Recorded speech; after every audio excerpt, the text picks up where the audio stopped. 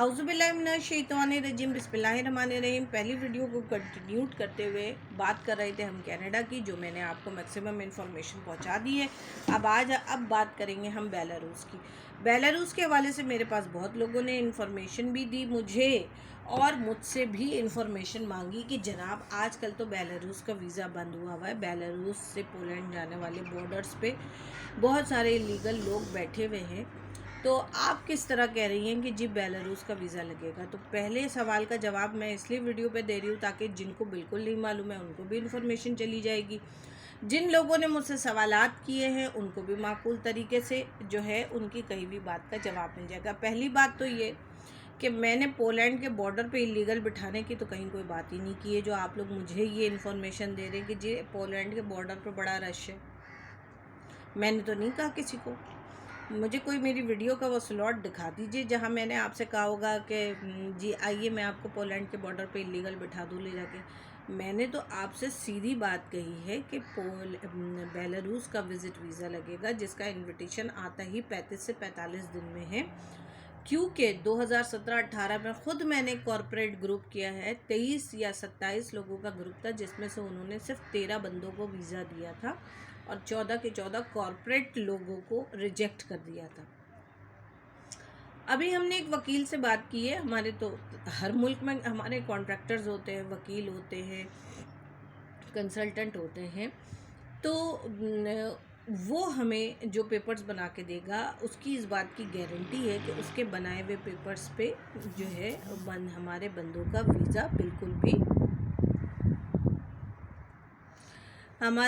Visa बिल्कुल भी जो है वो रिजेक्ट नहीं होगा। बट उसके लिए उसने एक चीज़ मैंडेटरी रखी है। उसने कहा है कि बैंक स्टेटमेंट का होना बहुत ज़रूरी है। अगर आप बैंक स्टेटमेंट रखेंगे, ओरिजिनल अकाउंट मेंटेनेंस लेटर होगा, सेल्फ सबमिशन है, आपने ख़ुद चल के अपने पैरों पे एम्बेसी जाना है और जमा कराना, और सेम डे ही आपका वीज़ा लग के मिल जाएगा। ठीक है जनाब। वीज़ा 8 दिन का भी हो सकता है, 10 दिन का भी हो सकता है, 15 दिन का भी हो सकता है। Totally depend on embassy. ये फ़ैसला एम्बेसी करेगी कि वो कितने दिन का वीज़ा देगी, सिंपल टूरिस्ट या विज़िट वीज़ा होगा। ठीक है जनाब, आपकी मर्ज़ी, आप घूम के वहाँ से वापस आ जाइए या आप ना आइए। ये बात मैंने बिल्कुल क्लियर आके अपनी वीडियो में आपको समझा दी। अब ये जवाब उन तमाम लोगों को मेरी तरफ से डिलीवर हुआ है जिन्होंने मुझे बताया था कि जी पोलैंड के बॉर्डर पे बहुत सारे लीगल लोग जमा हैं। सर्दी लग रही थी मुझे, तो मैं यही अर्ज़ करूँगी कि भाई मैंने कब आपसे कहा है, मैंने तो अपनी वीडियो में कहीं कोई ज़िक्र नहीं किया कि जी पोलैंड के बॉर्डर पे मैं ले जाऊंगी और वहाँ ले जाके आपको फंसा दूंगी। तो भाई आप लोग भी to the very honest logically सवाल किया कीजिए। Number 2, Serbia. इसी वीडियो को कंटिन्यूड करूँगी क्योंकि अभी ज़्यादा टाइम नहीं हुआ है, तो इस पर 2 टॉपिक आ सकते हैं। दूसरी बात करूँगी सर्बिया। बहुत सारी कॉल्स आ रही, बहुत सारे मैसेजेस आ रहे हैं, बहुत सारे लोग पूछने के लिए आ रहे हैं कि जी हमें सर्बिया का वीज़ा करवाना है। तो जनाब आपको थोड़ी सी इन्फॉर्मेशन देती हूँ। सर्बिया पाकिस्तान से नहीं होता। जब यूएनओ और यूरोपियन यूनियन की कौंसलेट का वो बैठता है, एजेंडा बैठता है, एक उनका ग्रुप ऑफ कंट्रीज़ का इजलास होता है, उसमें सर्बिया जो है वो पाकिस्तान के ख़िलाफ़ है। ठीक है। सर्बिया और इंडिया के बहुत भाईचारा वाले आपस में ताल्लुकात हैं, और सर्बिया इंडिया को सपोर्ट करता है और इंडिया सर्बिया को सपोर्ट करता है। ठीक है, लेकिन वो पाकिस्तान को सपोर्ट नहीं करता। सर्बिया की पाकिस्तान में कोई एम्बेसी नहीं है। बिल्कुल हमने भी अपॉइंटमेंट्स दिलवाए हैं, ऐसा नहीं है कि हमने अपॉइंटमेंट नहीं दिलवाए या हमने केस नहीं दिलवाया या हमारे बंदे सर्बिया गए नहीं हैं, पहुँचे नहीं हैं, लेकिन ये बड़ी पुरानी बातें हैं, 2015, 16, 17। अभी तो सर्बिया इंडियंस को एंट्री नहीं दे रहा, जो कि ऑन अराइवल है।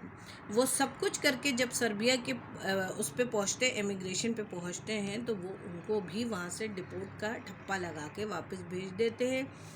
अब जबकि उनमें इतना भाईचारा है, तो डेल्टा जो वायरस आया कोरोना के बाद सीवियर किस्म का, शायद वो वजूहात या इनके अपने कोई इंटरनल मैटर्स।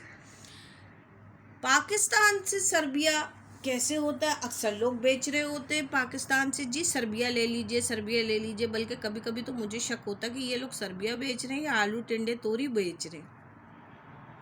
सर्बिया का पाकिस्तान में कोई कौंसल खाना नहीं है, कोई एम्बेसी नहीं है। सर्बिया होती है का जो कुछ भी है सेटअप वो दुबई में है। होता यह है कि हमने जो प्रीवियस काम किया, मैं आपको अपने पुराने एक्सपीरियंस से शेयर कर रही हूँ।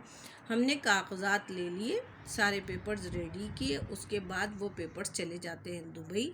दुबई में जब अपॉइंटमेंट उठ जाती है तो कागजात जमा कराने के लिए अपॉइंटमेंट उठ जाती है। उसके बाद पाकिस्तान से बंदा दुबई का वीज़ा लगा के दुबई जाता है, बिल्कुल जस्ट लाइक माल्टा की तरह। और फिर वहाँ जो नुमाइंदा मौजूद होता है वो उसको लेके सर्बिया की एम्बेसी में जाता है, वहाँ केस जमा कराता है और हफ्ते भर के अंदर उसका सर्बिया का वीज़ा लग जाता है। लेकिन अभी जब वो इंडिया को एंट्री नहीं दे रहे, तो हमारे भाई लोग कैसे सोच रहे हैं कि वो पाकिस्तान से सर्बिया चले जाएंगे?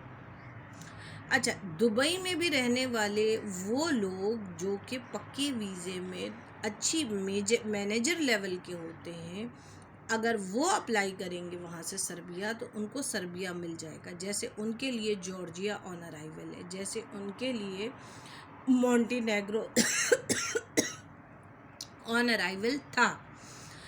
बहुत सारे मैनेजर लेवल के लोग वहाँ से मॉन्टीनेग्रो जाके स्लिप हो गए, जो कि वहाँ के यूरोपियन यूनियन के कानून के ख़िलाफ़ था। लिहाजा उन्होंने पाकिस्तानियों का ऑन अराइवल सिस्टम बंद कर दिया।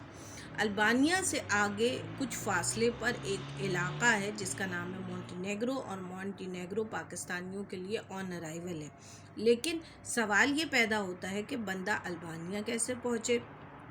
तो अल्बानिया का ई वीज़ा निकलता है। ई वीज़ा जो होता है वो एक मशीन के थ्रू निकाला जाता है। उस मशीन में कुछ मेंशन नहीं होता कि आप वो किस टेरिटरी से बैठकर कहाँ के लिए निकाल रहे हैं। बात सारी जो सबसे इम्पोर्टेंट आती है वो ये आती है कि आप उस पर ट्रैवल कहाँ से कर रहे हैं। मैं लोगों को कई बार आके समझा चुकी हूँ, ई वीज़ा निकालना बड़ी बात नहीं है। पाकिस्तान से मैं तो समझती हूँ जिस तरह के मेरे पैसे लॉस हुए हैं, मैं समझती हूँ कि मैं आप लोगों से ज़्यादा गई गुजरी हूँ। वरना जिस क्लाइंट से बात करो वो कहता है ना जी मैडम हमारा तो जी वो है, हमारी तो सेटिंग है, चढ़ाई तो जी हम करा लेंगे एयरपोर्ट से, जी उसका तो कोई मसला ही नहीं है। तो मेरा ख्याल से मुझसे ज़्यादा तो रिसोर्सफुल हमारे क्लाइंट है जो चढ़ाइयाँ करवा लेते हैं आराम से, ठीक है।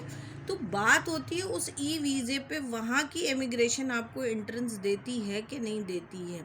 ये चीज़ समझाने का मकसद ये है ताकि आपका पासपोर्ट ख़राब ना हो, आपके पासपोर्ट पे डिपोर्ट की मोहर ना लगे,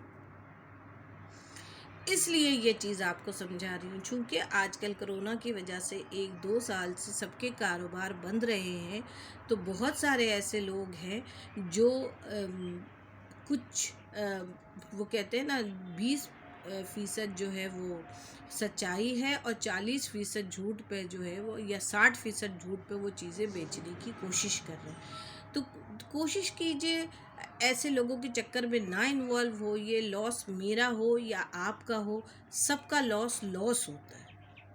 और अगर फिर भी आप उस अप्लाई करना चाहते हैं तो सबसे पहले ये देखिए कि आपका कंसल्टेंट कितना तालीम याफ्ता है, वो दिन भर में भैंसे तो नहीं धुलाता। माजरत के साथ अगर मेरी कोई भी बात आप लोगों को बुरी लगती हो तो बहन बेटी और मुखलिस समझ के दरगुजर कर दीजिएगा। मैं आपकी बेनिफिट में बात करती हूँ।